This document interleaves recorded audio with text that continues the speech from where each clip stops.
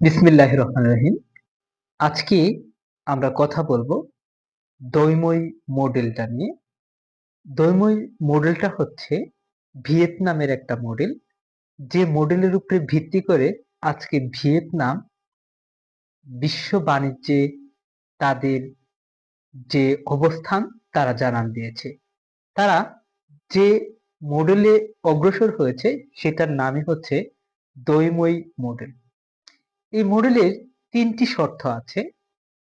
১ number শর্ত হচ্ছে তারা তাদের নিজের দেশে বিভিন্ন বিনিয়োগকারীদেরকে সহজ করে দিয়েছে এবং যারা বিভিন্ন দেশ থেকে বিনিয়োগকারী যাতে সহজে আসতে পারে এটার জন্য তারা সহজীকরণ করেছে।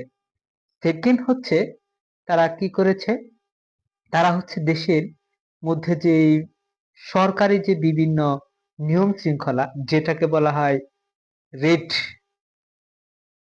মানে হচ্ছে লাল ফিতা যেটা সেটাকে তারা কমিয়েছে এবং দেশের অভ্যন্তরীণ যে কাঠামোগুলা রয়েছে যেমন শিক্ষা এবং মানব সূচক উন্নয়নের যে সকল কাঠামোগুলা রয়েছে এই কাঠামোগুলাকে তারা হচ্ছে অ্যাডভান্টেজ এইখানে তারা হচ্ছে অনেক এমফাসাইজ করছে।